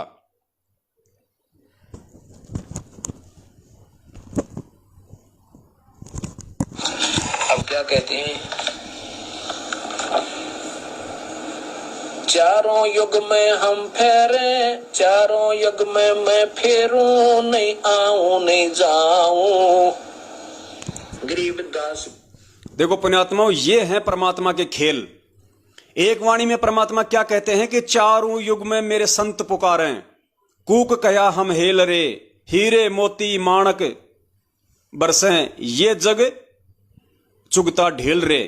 तो इस वाणी में परमात्मा क्या कह रहे हैं अपने आप को छुपाते हुए कि चारों युगों में मेरे संत फिरे। और इस वाणी में परमात्मा क्या कह रहे हैं कि चारों युगों में मैं फिरूं, चारों युग में मैं आऊं। सुनो ध्यान से। अब क्या कहते हैं, चारों युग में हम फेरे, चारों युग में मैं फेरूं, नहीं आऊं नहीं जाऊं। गरीबदास गुरु भेद से लखो हमारी ठाव, चारों युग में मैं आता हूं। वैसे तो जैसे हमारे शरीर में कहीं भी, चाहे पंजे में, पैर के पंजे में कोई कांटा लग जावे, एकदम हाथ पहुंच जाता है फ्रिक्शन ऑफ सेकंड में। ऐसे ही परमात्मा कबीर साहब की इतने समर्थ हैं, ये सभी असंख्य ब्रह्मांड उनकी ऐसे रीचेबल हैं, उनकी रेंज में ऐसे आते हैं जैसे हमारे हाथों की रेंज में हमारा सारा शरीर आ जाता है। कबीर साहब यहाँ पर जब आते हैं, अपना तेज पुंज का एक और कोट बना देते हैं मनुष्य जैसा। वैसे तो मनुष्य जैसे शरीर में वहां रहते हैं अपने वास्तविक रूप में, लेकिन वहां इनका तेज बहुत ज्यादा है।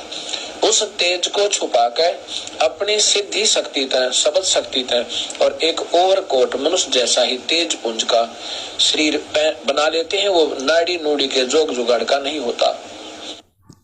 तो परमात्मा ने यहाँ पे खुजली का उदाहरण देके बताया कि चाहे हमारे पैर के पंजे में अगर कोई कांटा लग गया हो, कोई अगर खुजली हो गई हो, तो हमारा हाथ सेकंड ऑफ फ्रैक्शन में तुरंत वहां पे पहुंच जाता है।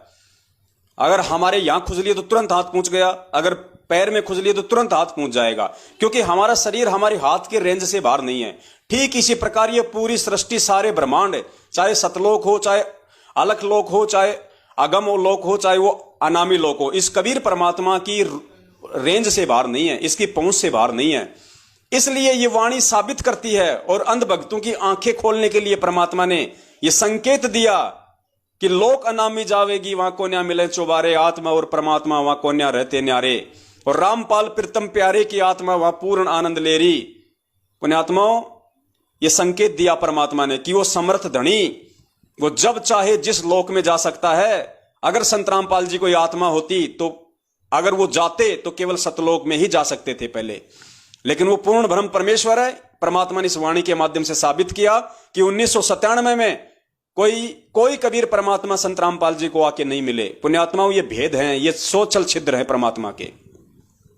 जैसे परमात्मा ने आपको, दास ने जो है शुरुआत में दिखाया था कि धर्मदास को तो परमेश्वर ने कहा कि 12वें पंथ में मैं खुद ही चल के आऊंगा भाई, और काल के आगे परमात्मा ने थोड़ा सा भेद रख दिया कि मेरा हंस जाएगा। ठीक इसी प्रकार पुण्यात्माओं, जो परमात्मा 1997 की जो बात बोल रहे हैं, ये झूठ भी नहीं कह रहे परमात्मा, क्योंकि वाणी के अकॉर्डिंग परमेश्वर ने यहां पे ये बोलना आवश्यक है। और यथार्थता में जो उनका कोई हंस होगा, कोई उनका भगत होगा, तो ज्ञान आधार से पहचान कर लेगा कि धरती पे कौन है।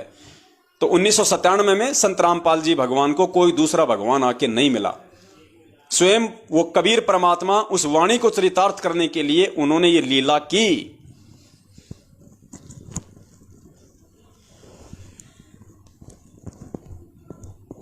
और पुण्यात्माओं, उस वीडियो में आपने सुना पहले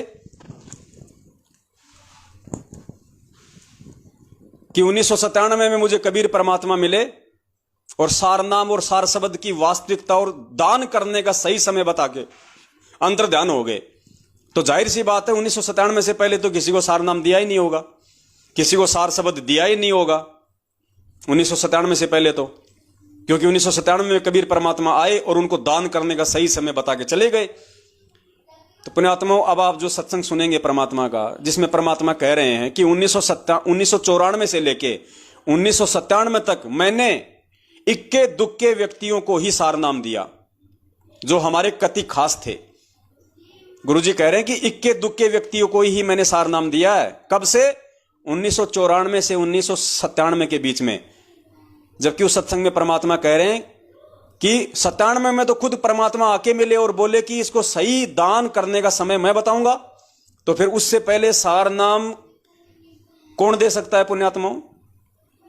क्या एक जीव की औकात है जो परमेश्वर के आदेश बिना और सार नाम को दान करने के सही समय के बिना कोई उनसे पहले ही दान कर दे? तो कौन दान कर सकता है? स्वयं कबीर भगवान ही दान कर सकता है। तो ये परमात्मा ने संकेत छोड़ा कि धरती पे 8 सितंबर से कबीर परमात्मा ही प्रकट है। सुनिए पूज्य गुरुदेव जी का वो सत्संग। आवाज थोड़ी सी कम है, ध्यान से सुनना इसकी।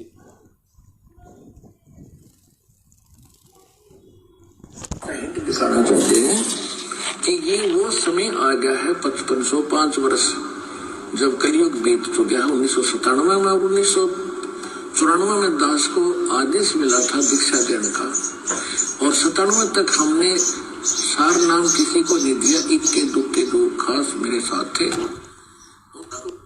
गुरुजी कह रहे हैं कि 97 तक हमने किसी को सार नाम नहीं दिया, केवल इक्के दुक्के को जो हमारे कति खास थे।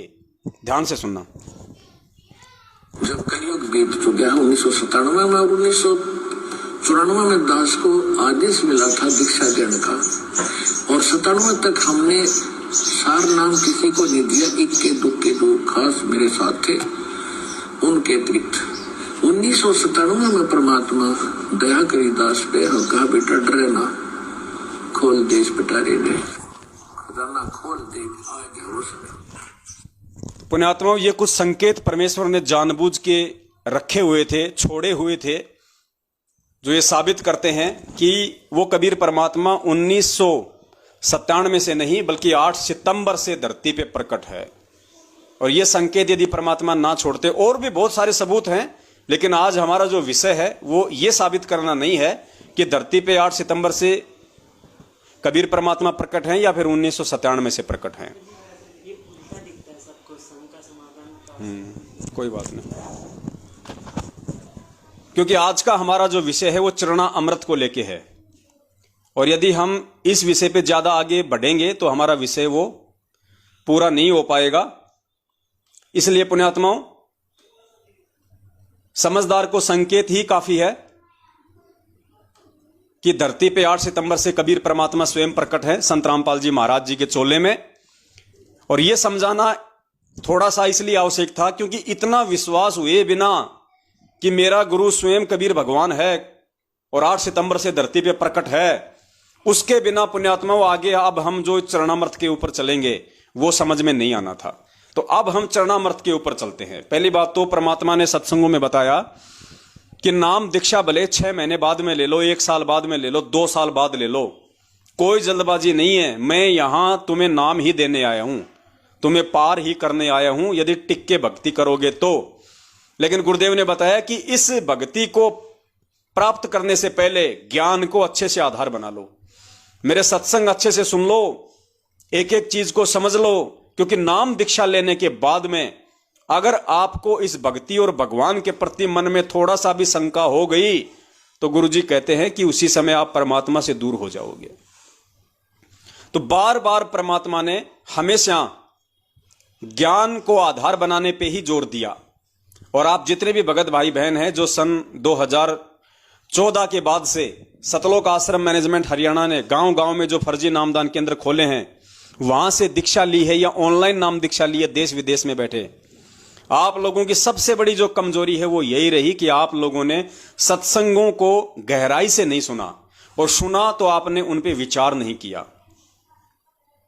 वरना पुण्यात्माओं, ये सत्संग सुनने के बाद में, इस कबीर परमात्मा का इतना ज्ञान सुनने के बाद में, और जब आपको यह भी मालूम पड़ गया था कि भाई गुरुजी जेल में हैं, संत रामपाल जी महाराज अभी जेल में हैं 2014 से, पुण्यात्माओं, नाम दीक्षा लेने से पहले आपने जेल जाने की वजह को बिल्कुल साफ करना चाहिए था कि ऐसा परम संत जिसके सत्संग सुन के मेरी आत्मा कांप गई और तुरंत नाम दीक्षा लेने के लिए उमड़ रही है, जिसके सत्संगों में, जिसके शब्दों में इतना पावर है चुंबक की तरह, वो परम संत जेल में क्यों है? ऐसा संत कोई घटिया कर्म तो कर ही नहीं सकता, हम सोच ही नहीं सकते, कोई दोष ऐसा संत कर ही नहीं सकता, फिर जेल में क्यों है? कारण क्या है?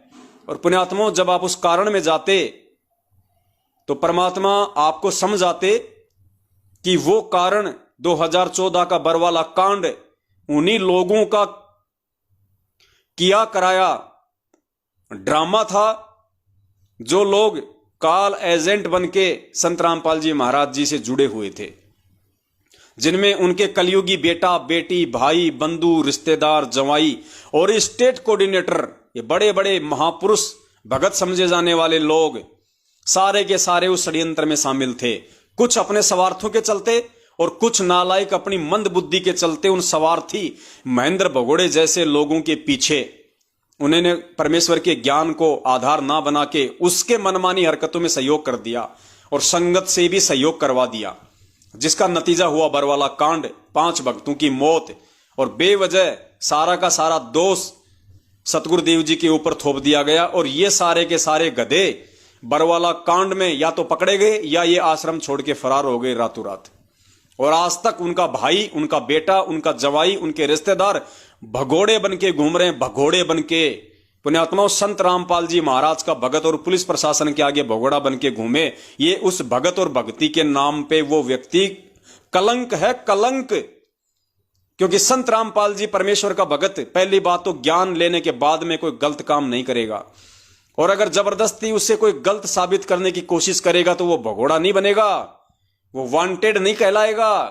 वो अपने गुरुदेव पे विश्वास करके, भक्ति पे विश्वास करके, चाहे कोर्ट हो चाहे वो कचहरी हो, उसका सामना करेगा। उसको विश्वास होगा कि मेरा भगवान मेरे साथ में है, और जब भगवान साथ में है तो सच्चाई को कौन दबा सकता है, कौन मिटा सकता है? संघर्ष तो भगत को करना ही पड़ता है यहां पे। तो पुण्यात्माओं, उन भगोड़ों के द्वारा 2014 के बाद ये देश विदेश में जितने भी 400-500 नामदान केंद्रों की दुकानें खोली गई हैं, ये गुरुदेव के उस भगोड़े भाई महेंद्र ने खोली हैं। गुरुदेव का कोई आदेश नहीं है। जिस दिन गुरुदेव का डीवीडी से नाम दीक्षा देने का या कोई भी नाम दीक्षा केंद्र खोलने का आदेश होगा, उस दिन परमात्मा सार्वजनिक करेगा उस बात को, सार्वजनिक। जिस प्रकार हमें अपने गुरुदेव जी ने बताया कि जब मुझे मेरे गुरुदेव ने नाम दीक्षा देने का आदेश दिया तो पूरी संगत को बुला लिया और सबके सामने मुझे खड़ा करके कहा कि आज के बाद में ये रामपाल नाम दिया करेगा, और जो आज के बाद इसको गुरु नहीं मानेगा वो मेरा कुछ नहीं लगता। इस प्रकार से पूज्य गुरुदेव जी संगत में सार्वजनिक करेंगे इस इतनी बड़ी सेवा को, ताकि कोई उंगली ना उठाए। इसलिए पुण्यात्माओं, हम इन काल एजेंटों की इन मनवस और घटिया हरकतों का विरोध करते हैं, क्योंकि ये परमपिता परमेश्वर के बच्चों को उनके ज्ञान की आड़ में, उनके नाम की आड़ में, उनके आदेश की आड़ में ठग रहे हैं। और अरबों खरबों में इन्होंने धन पिछले 7 वर्षों से परमपिता परमेश्वर के बच्चों का ज्योति पाठ और दान के नाम पे लूटा है।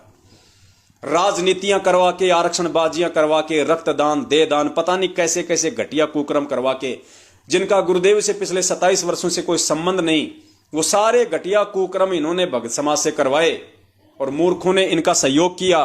सबकी मर्यादा छिन्न भिन्न करवा दी, जिसका नतीजा आज 90% घरों में लड़ाई झगड़े, पति पत्नी की मारपीट, गाली गलौच। इनके सारनामी लोग जिन्होंने रोहतक से सार नाम लिया था डीवीडी वाला फर्जी, आज वो यहां पे जर्दा लगाते हैं, जर्दा बीड़ियां पीते हैं। और ये फर्जी सार नाम लेने के बाद में वो इतने बिगड़ गए, बात बात पे गाली, लड़ाई झगड़ा, गुस्सा। क्योंकि परमात्मा ने स्पष्ट रूप से कह रखा कि भैया ये भगवान तो लाइट है, लाइट, बिजली। मर्यादा में रहोगे तो काम करेगी, मर्यादा तोड़ोगे, नंगा तार पकड़ोगे तो झटके भी मारेगी। तो उस मूर्ख संगत ने अपने गुरुदेव पे विश्वास ना करके कि भाई भगवान यहां पे सारनामी तो देने आता है, अरे भगवान सतलोक से चल के यहाँ पे सारनाम ही तो देने आता है, भेड़ बकरियां चढ़ाने थोड़ी आता है। और धरती पे भगवान प्रकट है, जेल में उसको बांध के कौन रख लेगा, किसकी औकात है। वो बैठा सिर्फ इसलिए है कि हमारे विश्वास की परीक्षा देख रहा है।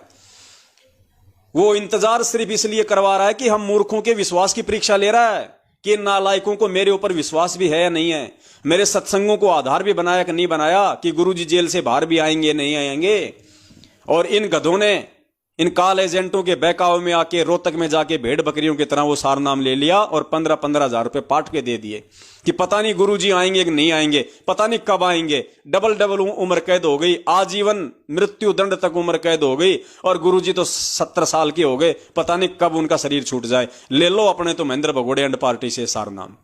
और सब ने अपनी ऐसी की तैसी करवा ली, आज सब ने अपनी ऐसी की तैसी करवा ली। उसके बाद भी कुछ मूर्ख नहीं मान रहे और इन्होंने नया फंडा छेड़ दिया, 2 पाठ कराओ सार शब्द लो।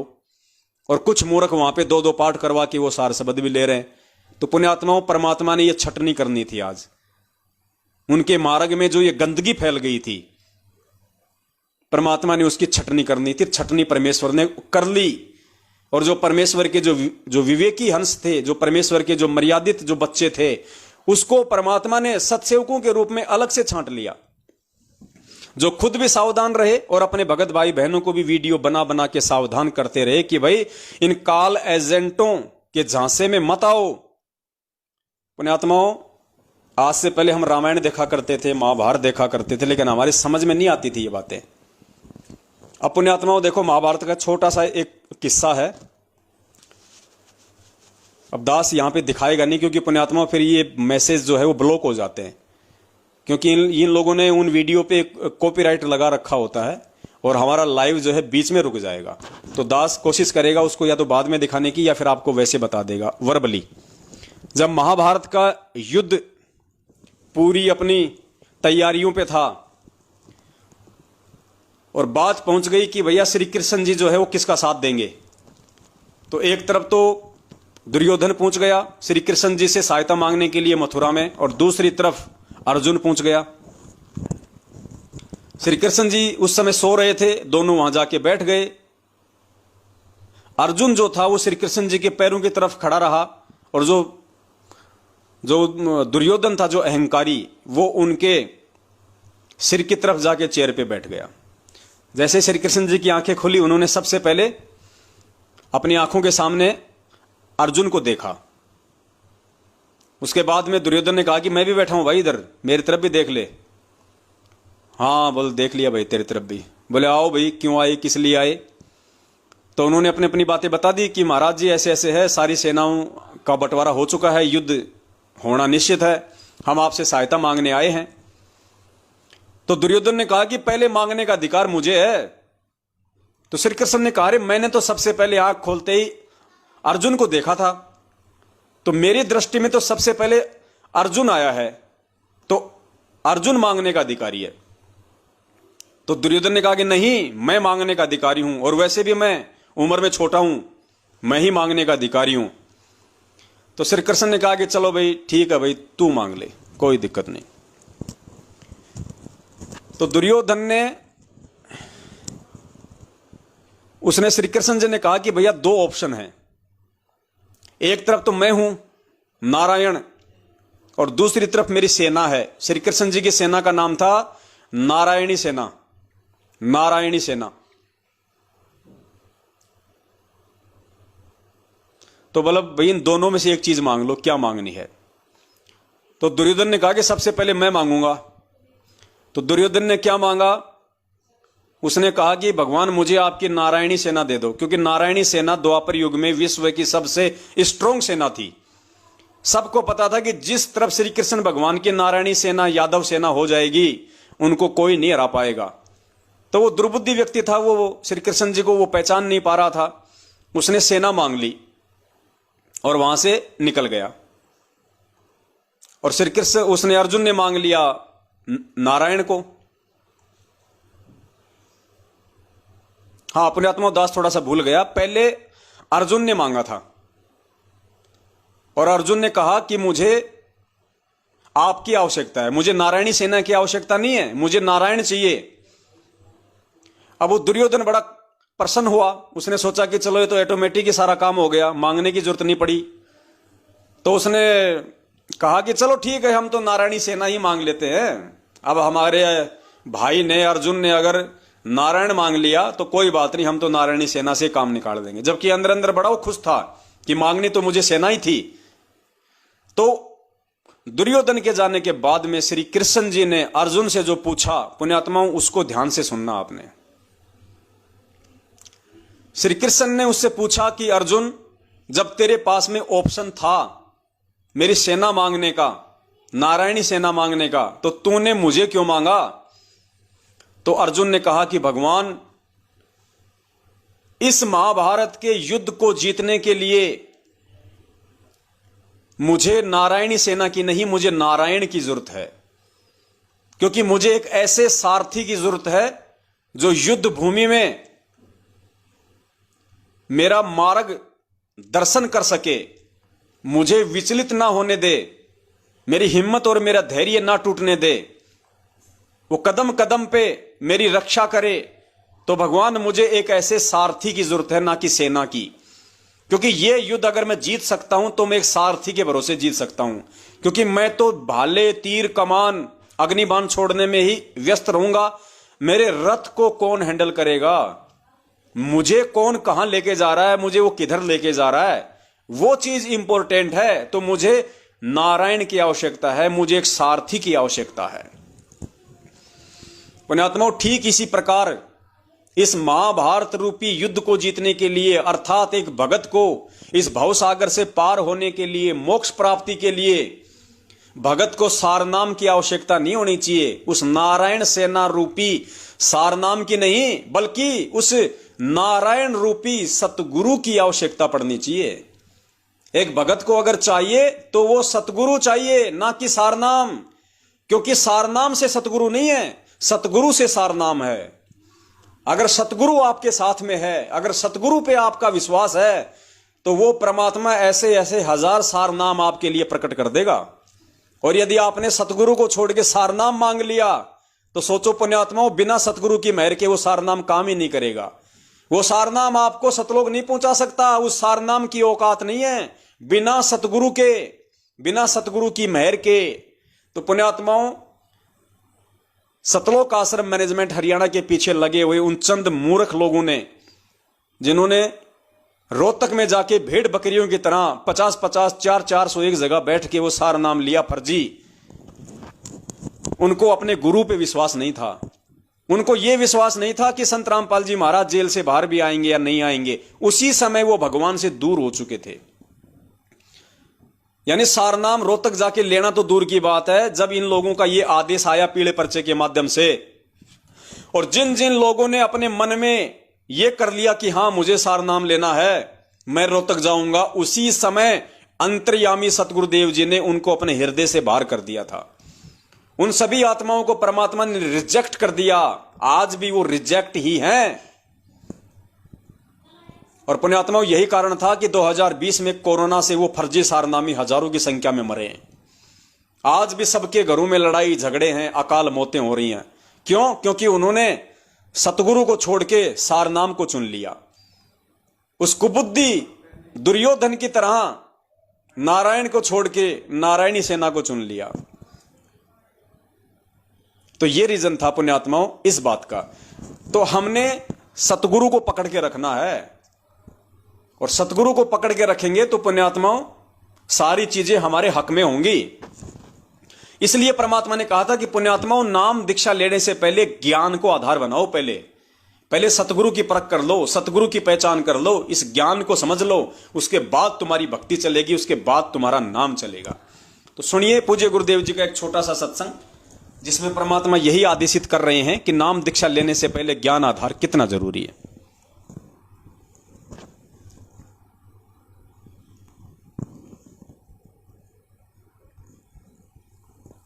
काल को ये चिंता बनी रहती है, कहीं ये इस मार्ग पर दृढ़ ना हो जा और इसका बेड़ा पार ना हो जा, तेरे हाथों से ना निकल जा। तो पुण्यात्माओं, उपदेश लेने से पहले दास ने बहुत सुविधा उपलब्ध कर रखी है। जिन दिनों में सत्संग होता है सत्संग सुन करो, फिर परमात्मा ने दया बख्श रखी है, एक पवित्र टीवी चैनल पर उसने साधना के ऊपर शाम को 8 बजे सत्संग आता है, वहां सुनते रहो। कहने का भाव ये है कि आप जी पहले कति कंसेप्ट क्लियर करो, जब आओ यहाँ पर और नाम लेकर फिर जो सही दृढ़ होकर आते हैं उनको